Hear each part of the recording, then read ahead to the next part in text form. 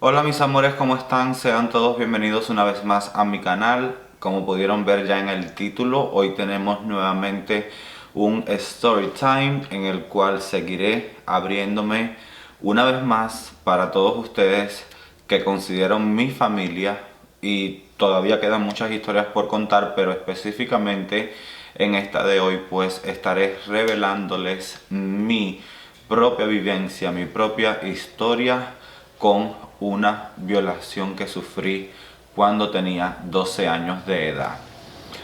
Voy a hacer un poquito de historia primero para que entiendan todo.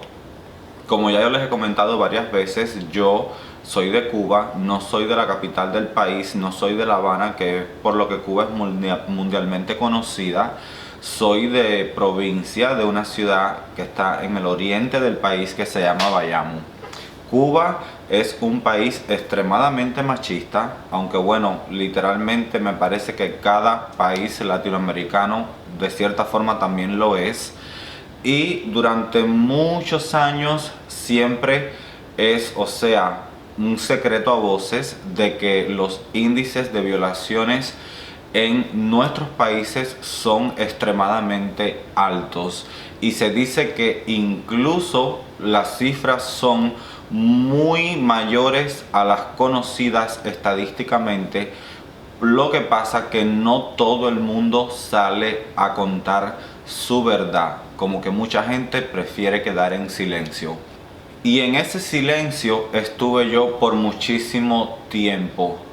Digamos que cuando yo conté por primera vez sobre este tipo de experiencia fue cuando yo tendría tal vez unos 24 años, y se lo comenté a un grupo de amigas mías en la universidad. Después de eso volví a comentarlo, ya en este caso en un ámbito más familiar, alrededor del año quizás 2011, probablemente 2012, que se lo dije nada más y nada menos que a mi propio padre, el cual a estas alturas aún sigue de cierta manera hasta sin creerme de tan difícil que ha sido para él pues poder de cierta manera como que enfrentar esta realidad. Y creo que hasta ahí para de contar a quien le he dicho. Obviamente también a mi última pareja que tenía le comenté, pero bueno, lo cierto es que a mi familia como tal, la que yo sí considero mi familia, la que dio todo por mí, la que me crió, la que se desvivió y se desveló por mí, que sería en este caso mi madre y mi abuela, gracias a Dios hasta el día de hoy ellas están ajenas a toda esta situación, y espero también nunca tener que contarles. Lo cierto es que, como les decía, para hacerles un poco de historia, yo cuando nací, mi abuela paterna ya no estaba con mi abuelo paterno. Mi abuelo paterno me visitaba, yo lo veía, pero yo honestamente no tenía una relación cercana con él. Desde que yo tengo uso de razón, mi abuela paterna, con quien ha estado casada, es con el que nosotros en Cuba llamamos abuelastro, que es el que no es tu abuelo de sangre, pero es el que no te cría, pero digamos que de cierta manera, o sea, representa esa figura de abuelo, pero sin ser necesariamente tu abuelo, porque no los une ningún lazo sanguíneo. Desde que yo tengo uso de razón, este señor pues ha sido el esposo de mi abuela, al punto que todavía hoy por hoy siguen juntos. Yo recuerdo que estando yo bien pequeño, en un viaje que nosotros fuimos a dar a la playa, íbamos en el carro de mi papá y obviamente pues no había espacio suficiente porque éramos muchos, y a mí me tocó ir sentado en las piernas de este señor. Resulta que yo sentía, aún así en este tipo como que de ingenuidad, de una mente virgen que ni siquiera podía identificar la gravedad de la situación, pero yo sí sentía literalmente que su pene se ponía erecto al roce del hecho de estar yo sentado sobre sus piernas. Literalmente yo sentía aquello que se ponía tieso. pero yo era muy niño, muy ingenuo, tenía de verdad pues, o sea, una inocencia que qué voy yo a saber. Y normal, fue algo que después con el tiempo es que yo pude asociar esa experiencia con lo que me sucedió después, y todo esto fue lo que llegó a un entendimiento de la situación ya cuando yo tenía cierto nivel de madurez, de experiencia y de una vida ya recorrida. Cuando yo tengo 12 años, estaba yo de hecho en el primer año de secundaria, el tren pasando como siempre, pero no me importa porque necesito, o sea, salir de esto ya y no quiero cortar las ideas. Cuando yo estoy haciendo el primer año de la secundaria, yo comúnmente iba a pasar el fin de semana con mi abuela paterna, porque como yo vivía con mi abuela materna y con mi mamá, soy de padres divorciados, se dejaron cuando yo tenía 18 meses de nacido, pues entonces, o sea, yo pues iba a ver a mi abuela paterna todos los fines de semana o casi todos los fines de semana y me quedaba con ella. Ese fue un fin de semana más como cualquier otro, fue un viernes, yo terminé mi escuela alrededor de las 5 de la tarde y me dirigí hacia la casa de mi abuela, que es bastante lejos de donde yo vivo, pues donde siempre he vivido, y yo me voy para allá. Yo tenía ya mi mochila lista con todas las cosas de pasar el fin de semana, al menos hasta el domingo, y yo llego alrededor de las 6:30 probablemente. Todo normal, como siempre, ya mi abuela me tenía comida hecha, un dulce para postre, yo me baño, me cambio, me pongo a ver televisión. Entonces nosotros teníamos allá en casa de mi abuela una vecina que era pues este tipo de vecina con el que comúnmente tú pues vas a conversar y a pasar un rato y a charlar. Esto en Cuba se vive mucho, de que la gente literalmente esté en todo el tiempo metido en casas ajenas conversando y chismeando y viejucando. Es muy común, no como acá que cada quien vive en su mundo. No, en Cuba todo el mundo vive en la casa de todo el mundo. Entonces mi abuela se va en casa de esta amiga a conversar un rato y yo me quedo normal con el viejo viendo la televisión, y se va el fluido eléctrico, la electricidad se cae, la cortan. De hecho, esa era una barriada que era un poquito marginal en aquel entonces y era muy común pues como que hicieran constantemente estos cortes de luz. También era el periodo bien duro que hubo en Cuba, que se les reconocía como periodo especial, que los cortes de luz eran constantes, pero más que nada en esa zona. Bueno, el punto es que mientras la luz se va, yo estoy normal, entonces digo, bueno, me voy a la cama porque no hace sentido de que yo esté aquí haciendo qué. Y resulta de que este señor se me acerca y me empieza a tocar toda la pierna. Yo recuerdo literalmente que a mí se me enfrió la vida. Me puse congelada como si me hubiera acabado de morir. Y entonces yo le quito la mano, pero él, que era un señor fuerte en aquel entonces, muy alto, me sigue forcejeando y obligando y haciéndome fuerza, y sigue subiendo y tocándome mis pompis. Y entonces él me alza en peso, me levanta y del cuarto me tira para la sala, y ahí literalmente comienza a besarme. Yo me di cuenta en el momento de que él estaba literalmente tomado, porque le salía pues un aliento etílico horrible, y me besa, me besa, me besa. Él se saca su pene y me obliga a que yo se lo toque, me obliga a que le haga una, tú sabes, y entonces casi que intenta penetrarme, pero no puede, porque parece que como yo tenía 12 años y aquello nunca se había casi ni que utilizado, pues es como que él tampoco al parecer tuvo el valor de atreverse a tanto. Pero igual, de cierta manera, ¿qué más? O sea, hay que tener en cuenta para considerarlo una violación. Si es que desde el momento de que una persona, aunque sea un pelo, te toca sin tú haberlo aprobado, ya eso es de hecho considerado como una violación, como una agresión. Y entonces, en ese mismo momento, casi al rato, llega la electricidad, mi abuela regresa a la casa y yo estaba literalmente en shock. Ustedes no tienen una idea de en qué vacío tan hondo, tan negro y tan oscuro, acabado de suceder algo de esa forma, cae tu mente cae en un agujero negro. Así se me fue la mía. Yo siento y siempre he dicho que una parte enorme de mí murió ese día con esa violación. Y si hoy por hoy yo tengo tantos problemas psicológicos y tantos problemas para poder de cierta manera tener una vida plena, es por culpa de ese hijo de su madre. Yo recuerdo de que esa noche yo no pude literalmente ni dormir. Amanece sábado, se supone de que yo me tengo que quedar porque normalmente me quedaba de viernes a domingo.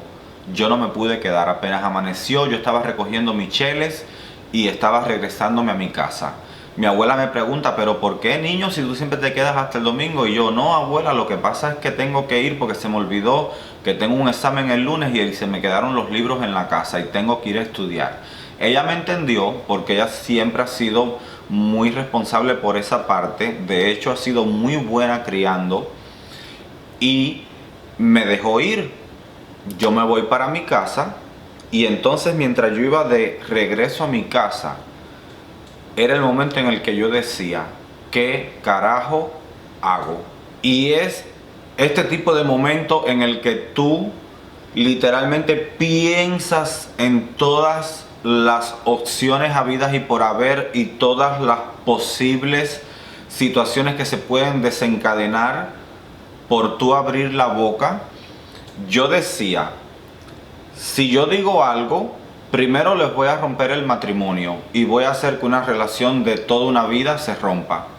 Si yo digo algo, voy a poner a mi papá en peligro porque mi papá es una persona súper preparada, uno de los mejores médicos que existe en Cuba, pero de tan inteligente que es lo más bruto y cavernícola cuando se le encienden los motores de lo que es la rabia y la cosa de irle para arriba al que sea cuando sucede algo que le incomoda. Y yo dije, literalmente, mi papá va a matar a este viejo de mierda. Y entonces yo decía, yo no puedo permitir de que mi padre vaya preso por mi culpa.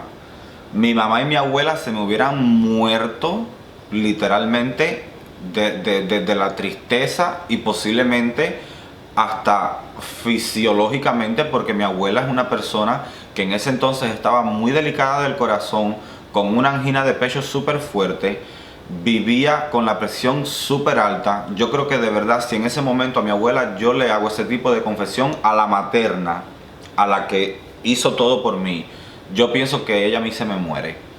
Y entonces yo, al mismo tiempo, que esto es una parte que aún no he introducido en la historia, me pongo a pensar, ¿y qué va a pasar con mi hermana? Mi hermana, la única que tengo, que somos hermanos de hecho solamente de padre, mi papá pues no podía ocuparse de ella porque estaba viajando por África haciendo misión internacionalista. Pero la madre de mi hermana, que no es mi mamá, también es médico. Y literalmente, desde que mi hermana tenía 4 años de edad, su mamá ha estado también viajando el mundo entero cumpliendo misión internacionalista como médico en los más distintos países. Esa mujer vivía más en el extranjero que en la propia Cuba. Y quien se quedó al cargo de mi hermana fue mi abuela paterna, que por su parte hizo un trabajo excepcional, porque gracias a eso mi hermana se convirtió en un genio literalmente, al punto de que es una eminencia y se va a graduar ahora como cardióloga este año, Dios mediante, y tuvo la mejor de la educación, tanto cívica como educativa, o sea, pero yo decía, ¿qué sucede con mi hermana si yo abro la boca? Porque mi hermana está al cuidado de mi abuela paterna. Y si yo digo esto, ¿para dónde se va a ir mi hermana? ¿Con quién se va a ir? ¿Con la familia de la parte de su mamá? Que todos eran gente de campo adentro en la sierra. Y entonces yo también puse en tela de juicio si mi hermana estaba segura o no. Pero mi hermana era una niña que siempre fue muy inteligente, muy hiperactiva. Y yo decía, yo siento de que si algo malo estuviera sucediendo con ella, yo me diera cuenta. Porque ella o bien me hubiera dicho, o yo hubiera visto cómo ella reaccionaba cuando estaba alrededor de él. Pero mi hermana alrededor de él era la niña más feliz del mundo, por lo que yo siempre concluí, tuve siempre la opinión como que al parecer todo andaba bien, porque ella alrededor de él era una niña normal, común y corriente. Y entonces decidí callar. Estuve casi un año sin yo poder regresar a la casa de mi abuela. Toda mi familia brava conmigo, porque es el momento tan triste en el que la víctima se convierte en el victimario. Y en eso me había convertido yo, en el malo de la película, en el mal nieto, en el mal hijo, en el mal hermano. La mamá de mi hermana me odiaba, mi hermana me odiaba, mi abuela me odiaba, mi papá me odiaba, toda mi familia me odiaba, porque ellos no podían entender la razón por la cual yo no iba a visitar esa casa. Entonces llega un momento de que mi mamá y mi abuela materna me dicen que por favor, porque yo tengo que estar viviendo de esa manera, buscándome enemistad con mi familia paterna, que regrese, que los vaya a visitar. Y entonces yo les puse una condición. Nunca les dije el por qué, pero les dije, no, es que a mí me pesa, además no me siento nunca bien, es un viaje muy largo. Como único yo voy es si ustedes van conmigo. Entonces mi abuela paterna era peluquera y mi mamá y mi abuela materna se hacían el pelo con ella. Entonces así fue como único yo volví a visitar esa casa, cuando mi mamá o mi abuela se iban a hacer el pelo con mi abuela paterna, que era peluquera. Entonces el tiempo pasa. Yo siempre trataba de llegar alrededor de las 10 de la mañana, porque yo sabía de que el viejo iba a estar en su trabajo, donde él despachaba pescados, en una pescadería, y no iba a tener ni que verlo. Pero obviamente habían ocasiones en las que yo iba y él o bien iba a almorzar o llegaba temprano o no había ido a trabajar ese día y tenía que volverlo a ver. Yo siempre pensé de que eso fue un error de borrachera, de que eso fue algo que ni él mismo puede explicarse por qué sucedió, pero resulta que no, que él sencillamente era un depravado sexual, un depredador, de que él era un psicópata, de que él era un enfermo mental, porque al tiempo, después de yo haber regresado, él siguió intentando tener relaciones sexuales conmigo, al punto de yo estar en el cuarto pensando que estaba a salvo, porque mi abuela materna estaba con mi abuela paterna en el patio de la casa en el arreglo del pelo, y el muy hijo de la grande, su madre, venía, se paraba en la puerta y literalmente se sacaba el rabo y me lo enseñaba parado y me decía que me lo iba a poner en la boca. Y eso me lo hizo en reiteradas ocasiones. Yo empecé a enfrentarlo. Yo recuerdo que yo le decía, si tú sigues en eso, voy a empezar a gritar y le voy a decir a todo el mundo. Y entonces era cuando él cogía y se ponía que se callaba, que se perdía y no sabía más de él. Aún así, me volví a perder por un gran tiempo, al punto de que una de las razones por las que incluso yo más decidí irme de Bayamo, y fue cuando me fui a estudiar a La Habana, a la universidad, fue porque yo no quería seguir allí, para que no me siguieran viendo como el peor, como la oveja negra de la familia, desde el punto de vista de los paternos, que aún así creo que todavía hoy en día es como me ven. Yo, por culpa de ese hijo de la grande su madre, yo no pude crear lazos fuertes con mi hermana, yo no pude crear lazos fuertes con mi abuela, yo no pude crear lazos fuertes con mi padre. Toda mi relación con mi familia paterna se vio destruida, al punto que nunca se ha llegado a recuperar totalmente por culpa de ese hombre.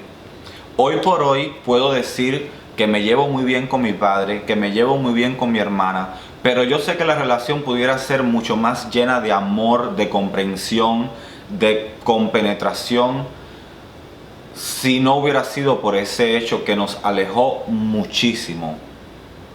Yo nunca le he pedido mal a este señor, aún está con vida, tiene cataratas, tiene un marcapaso puesto.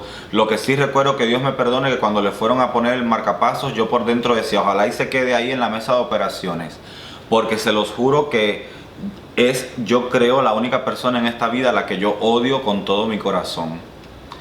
Resulta que a mí me afectó tanto esa experiencia al punto de que yo literalmente, señoras y señores, yo no podía estar sola en una habitación con un hombre.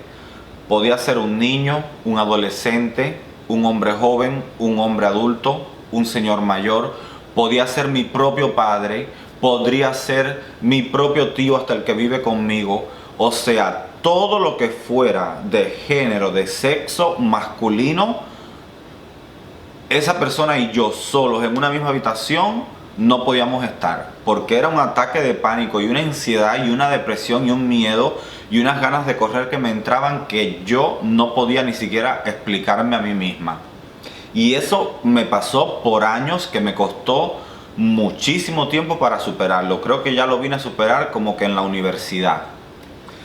Yo me alejé de todo tipo de relaciones sexuales, me alejé de todo tipo de vivir esa experiencia de lo que era tener pareja, de vivir lo que era el amor. Yo creo que no fue hasta la universidad cuando yo comencé ya a abrirme un poco, a sanar psicológicamente de esa experiencia. Y creo que es cuando hay como que esta conversión de pensamiento de que lo que más a mí me había afectado durante toda mi vida es quizás lo que al mismo tiempo me ayudó para terminar como que literalmente casi que prostituyéndome, sin nunca sentir amor, sin nunca sentir deseo. Yo literalmente siempre me he considerado, y lo reafirmo, una persona asexual, y debido a este hecho he tenido relaciones, he tenido pareja, he estado hasta casada.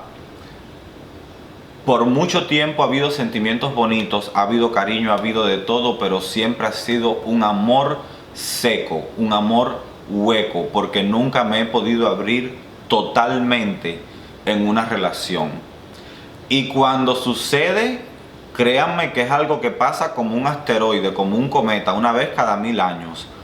Yo literalmente salgo de una relación y para caer en otra pasan siglos. De hecho, mi última relación la terminé hace 3 años atrás, y desde ese entonces yo más nunca he vuelto a tener relaciones sexuales de ningún tipo. Eso se lo juro por esa madre mía que está en estos momentos en Cuba pensando en mí. Y todo este tipo de comportamiento, yo creo que todo vino, el trigger, el gatillo que reventó todo, fue a raíz de esta experiencia. Por culpa de eso, yo creo que terminé siendo una prostituta.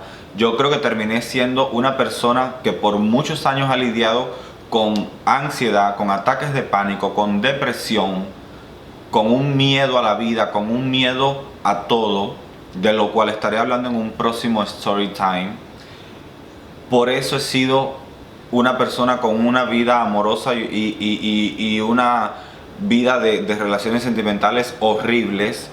Por eso me considero casi que asexual, porque no me provoca para nada acostarme con nadie.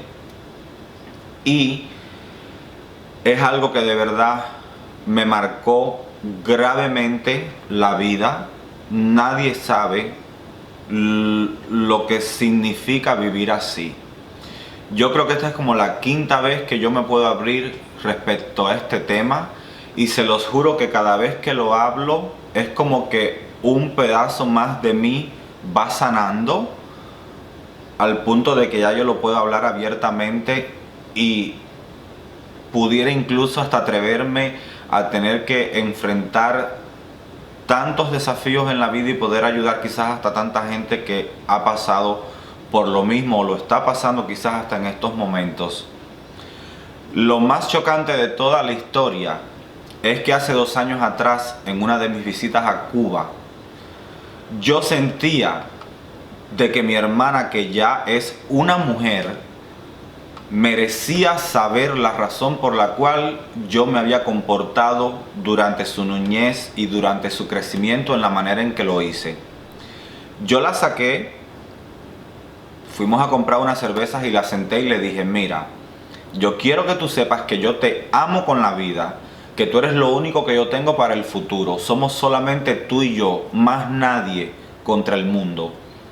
Y yo quiero que tú sepas de que tú eres mi sangre, que eres mi corazón, la niña de mis ojos. Ella es 8 años menor que yo.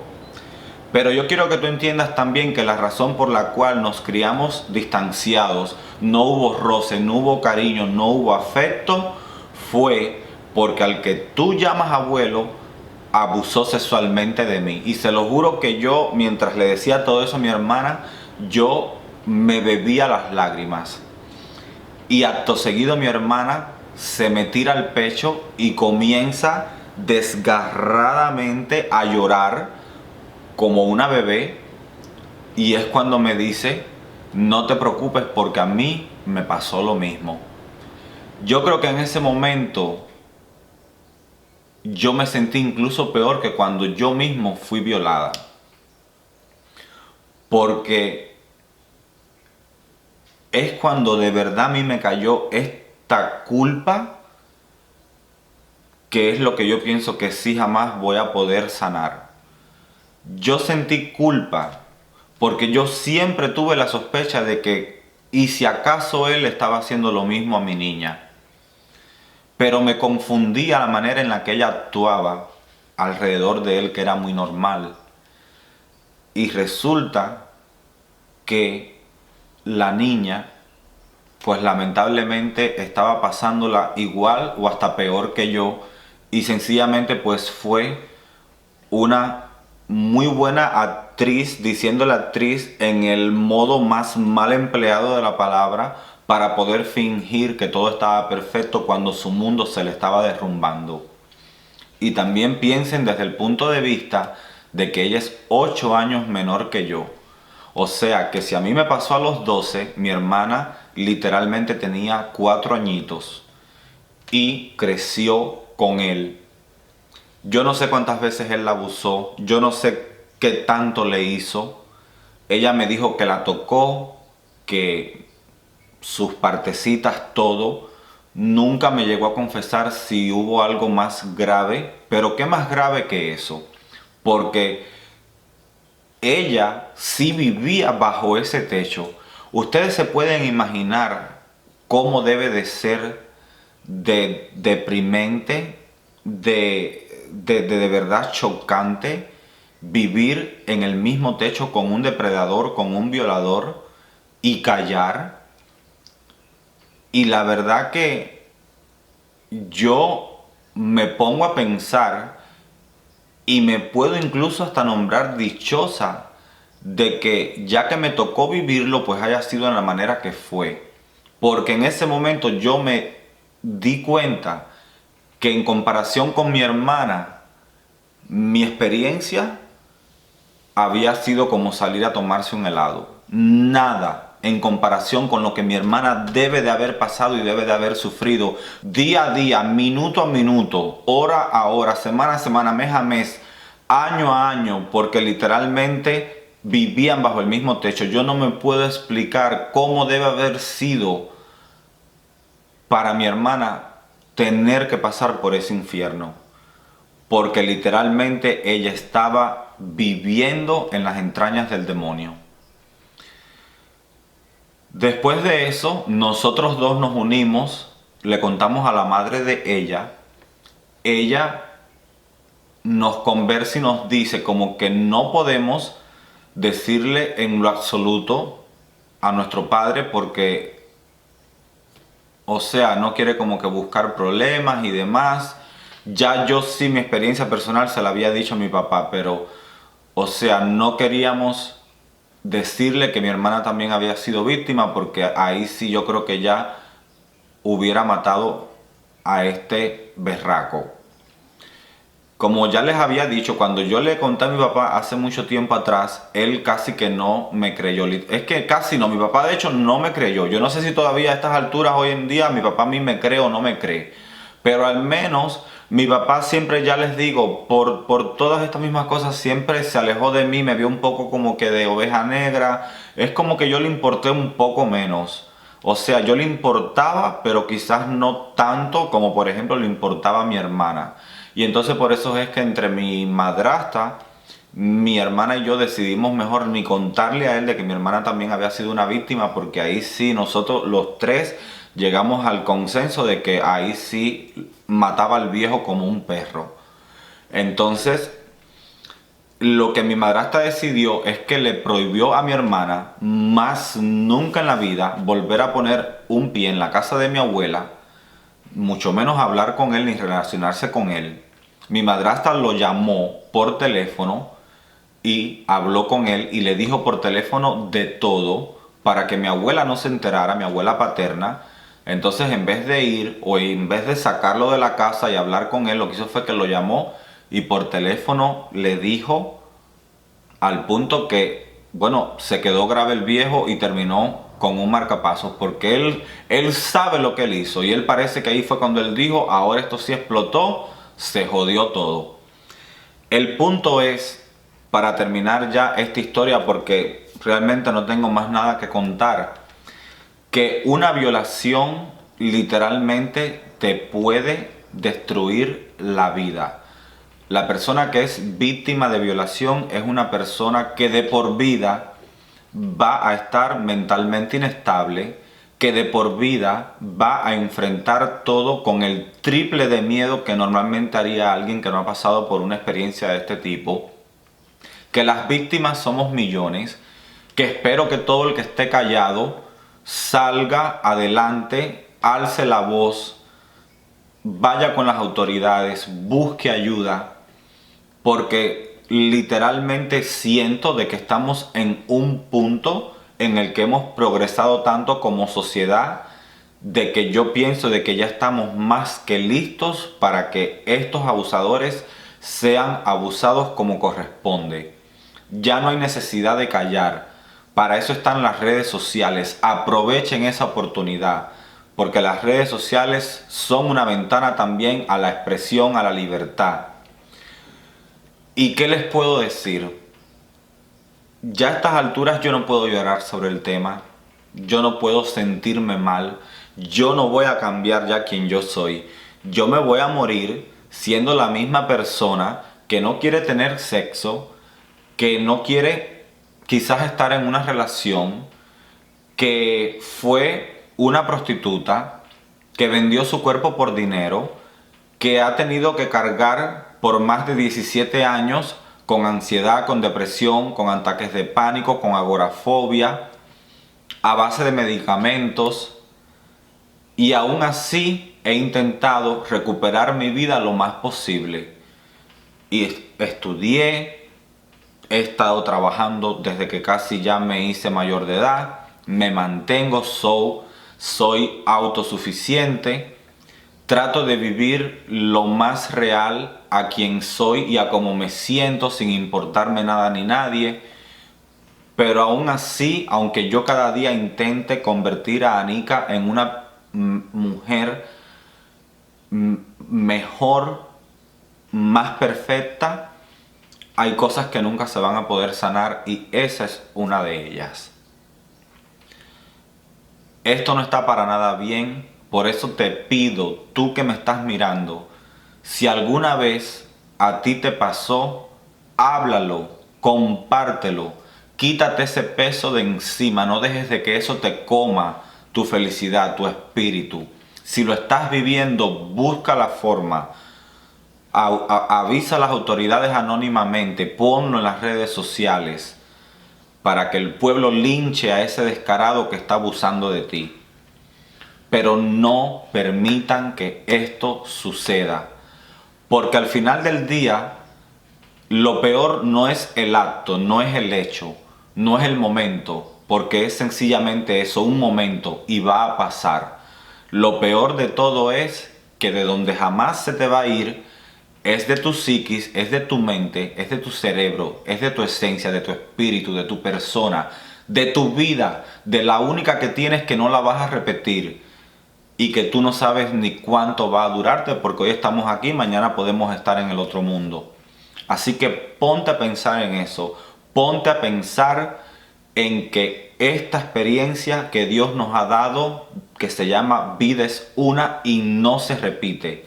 Y cada minuto es irrecuperable. Por lo tanto, por favor, si lamentablemente te ha tocado vivir algo así, basta de sufrimiento, ponle de frente a la vida, batalla contra estos demonios, tanto los reales, que son los depredadores, como los internos nuestros, que nos acechan, sobre todo en las noches como yo, que a veces no puedo ni dormir. Pero es lo que les pido a todos, por favor, antes de terminar este video: alcen su voz. Gracias por mirar. Espero de verdad que esto al menos cambie la vida de al menos 10 víctimas y les haga reflexionar y pensar y salir adelante y hablar, y que no quede en vano mi intento de compartir esta experiencia. Los quiero mucho. Si hice esto es porque de verdad entre nosotros no puede haber ningún tipo de secretos. Ustedes van a conocerme quién soy desde la punta del pie hasta la punta del pelo, sin secretos, sin filtros, porque aunque ustedes no lo crean, esto para mí es, en este punto de mi vida, lo que yo pudiera considerar mi familia. Estando en un país donde soy inmigrante, donde estoy sola, donde tengo a todos mis seres queridos lejanos, que no están presentes, donde no tengo una pareja, donde no tengo un buen amigo de verdad en quien se pueda confiar, porque hasta eso hoy en día se ha perdido la amistad verdadera. Entonces ustedes son mi pasatiempo, son mi píldora contra la ansiedad, contra la depresión, contra las ganas de matarme, contra las ganas de morirme.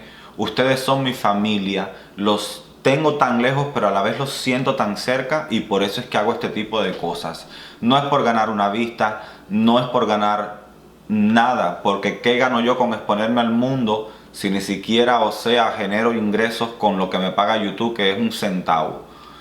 Es solamente eso, el respeto que tengo como ser humano con ustedes como un grupo de seres humanos. Los amo y nunca lo olviden.